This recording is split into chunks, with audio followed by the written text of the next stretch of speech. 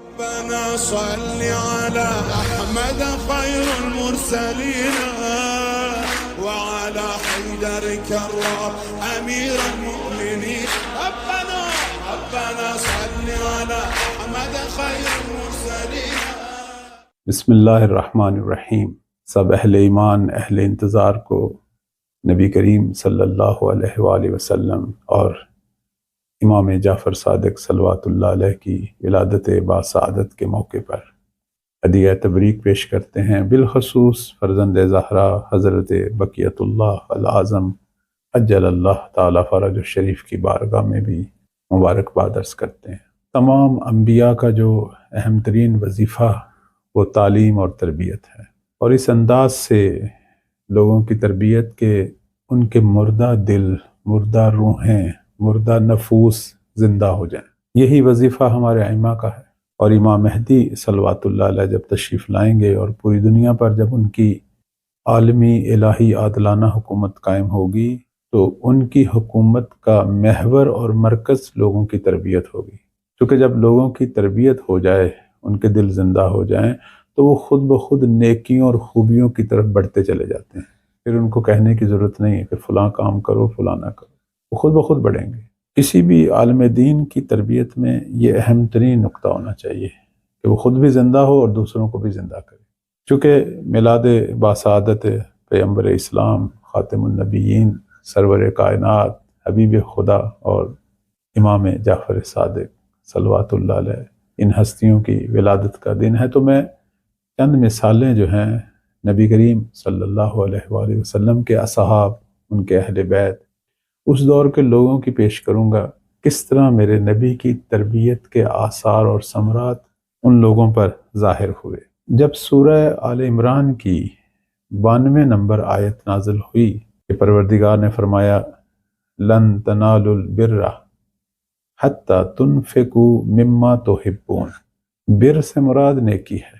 حقیقی معنوں میں نیکی تک نہیں پہنچ سکتے، یعنی تمہارا وجود نیکیوں سے نہیں بھر سکتا جب تک اس چیز کو اللہ کی راہ میں خرچ نہ کرو جو تمہیں سب سے زیادہ پسند ہے. اب میں اس کی مثال دینا چاہتا ہوں. پیغمبر اسلام کا ایک صحابی جناب ابو طلحہ انصاری رضی اللہ تعالیٰ عنہ، ان کا ایک بڑا خوبصورت باغ تھا، اور وہ تھا بھی مسجد النبی کے سامنے. کبھی کبھی پیغمبر اسلام بھی تشریف لے جاتے تھے. اس باغ کے اندر پانی کی نہر تھی اور سبزہ تھا اور کھجور کے درخت تھے.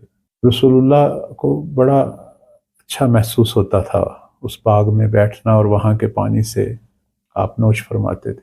جب یہ آیہ مجیدہ نازل ہوئی تو یہی شخص جناب ابو طلحہ انصاری رضی اللہ تعالیٰ عنہ آتے ہیں سرور کائنات صلی اللہ علیہ وآلہ وسلم کی خدمت میں اور کہتے ہیں کہ مجھے چونکہ یہ باغ بہت محبوب ہے، تو اللہ کا حکم ہے کہ اگر بر اور نیکی کے مقام تک پہنچنا چاہتے ہو تو اپنی محبوب چیز کو اللہ کی راہ میں انفاق کرو، خرچ کرو.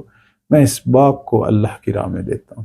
تو پیغمبر اسلام مسکرائے، فرمایا کہ بہترین تجارت کی ہے تو نے اللہ کے ساتھ، لیکن میں تمہیں یہ مشورہ دوں گا کہ اس باغ کو اپنے ہی عزیزوں، اپنی فیملی کے لوگ جو مسکین ہیں، محتاج ہیں، بیوہ ہیں، یتیم ہیں، ان کے لیے وقف کرو. اور یہ ایک اہم ترین پہلو ہے ہماری خیرات، ہمارے صدقات میں، کہ سب سے پہلا حق اپنے ہی عزیزوں، اپنے رشتہ داروں، اپنے خاندان کے لوگوں کا ہے جو مستحق ہیں. فرماتے ہیں یہ ان کے لیے وقف کرو اور اللہ اس کا بے پناہ اجر جو ہے وہ دے گا.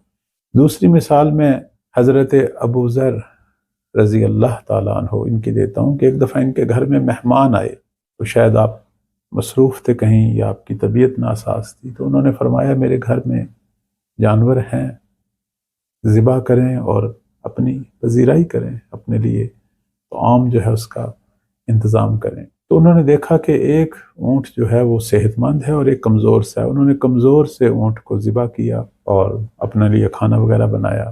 بعد میں جب حضرت ابو ذر پہنچے تو انہوں نے کہا کہ آپ نے اس کو کیوں نہیں ذبح کیا جو صحت مند تھا؟ انہوں نے کہا ہم نے وہ آپ کی ضروریات کے لیے چھوڑ دیا ہے، بالاخر آپ کی گھر کی ضرورتیں ہیں، آپ کو کام آنا ہے اس نے.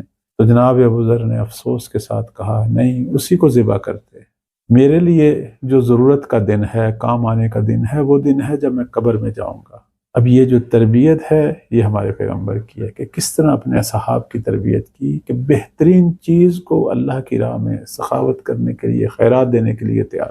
اور اس کی سب سے بڑی مثال خود حضرت فاطمہ زہرا سلام اللہ علیہا ہیں کہ ان کی شادی کا دن جب دلہن بن کے جا رہی تھیں امیر المومنین کے گھر میں، کسی فقیر خاتون نے جب مانگا ان سے لباس، تو دو لباس تھے، ایک وہ شادی کا خوبصورت لباس جو انہوں نے پہنا ہوا تھا اور ایک پرانا لباس۔ تو بی بی نے اس سے اجازت لی، تھوڑی دیر کے لیے ایک حجرے میں گئیں اور پرانا لباس پہن لیا اور وہ خوبصورت شادی کا لباس جو ہے وہ اس فقیر خاتون کو دے دیا۔ اگر نیکی کے مقام تک پہنچنا چاہتے ہو تو جو چیز تمہیں پسند ہے، محبوب ہے، اسے اللہ کی راہ میں خرچ کرو۔ یہ تعلیم ہمارے پیغمبر نے دی اور اس کی آگے مثالیں، یعنی دلوں کو کس طرح زندہ کیا، کس طرح تربیت کی کہ سب کے سب جو ہیں وہ خیرات اور برکتوں کی طرف بڑھ رہے ہیں۔